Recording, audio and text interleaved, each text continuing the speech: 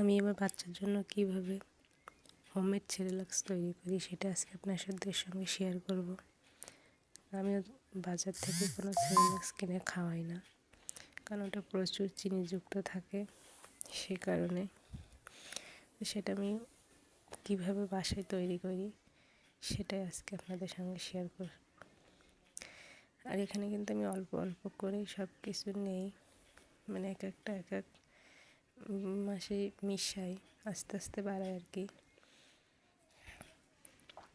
তো এখানে আমি দেখুন পোলাও চাল, সিদ্ধ চাল, মানে ভাতের যে চালটা খাই আমরা সেটা, ভুট্টা, ডাবলি, মুগ ডাল, বুটির ডাল। আপনারা চাইলে এখানে লাল চাল, কাউনের চাল এগুলোও অ্যাড করতে পারেন যাদের বাচ্চা বড়। আমার বাচ্চা এখনও ছোটো, তাই আমি সব কিছু আস্তে আস্তে এখানে অ্যাড করি।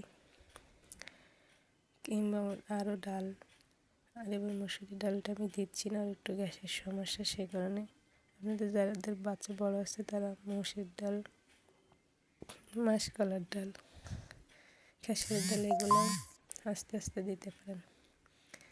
তো এখানে আমি আরও মিষ্টি কুমড়ার বীজ আর বাদাম, সাবুদানা এগুলো দিয়ে এখন তৈরি করব। আপনারা আপনাদের বাচ্চার জন্য চাইলে কিন্তু এখানে আরও সূর্যমুখীর বীজ, কাঠবাদাম, পেস্তা বাদাম এসব মিক্স করতে পারেন। যাদের বাচ্চা বড় তারা, যাদের বাচ্চা ছোট তারা কিন্তু একবার এগুলো মিক্স করতে যাবেন না, অল্প অল্প করেই দিবেন, মানে একটা যেটা আপনার বাচ্চার পেটে সইবে সেটা। আমি সবগুলো একসাথে ধুয়ে পরিষ্কার করে রোদে শুকিয়ে নিয়েছি। এরপরে যে দেখুন আমি এটা কিন্তু মেশিন থেকে ভাঙিয়ে নিয়ে আসছি, যেহেতু এগুলো অনেকগুলা, তাই বাসায় এভাবে ব্লেন্ডার করা সম্ভব হয়নি। আপনারা যদি অল্প অল্প নেন তাহলে বাসায় ব্লেন্ডার করে নিতে পারেন।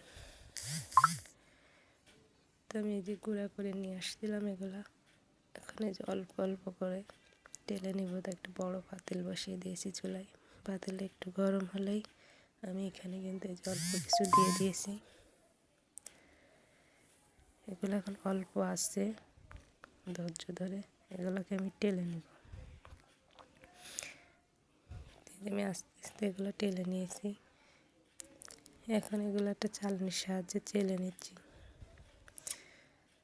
চেলে আমি এটা রেখে দেবো। আমি এইভাবেই সবসময় তৈরি করি, আপনারা চাইলে কিন্তু এইভাবেই বাচ্চাকে বাসায় বানিয়ে খাওয়াতে পারেন।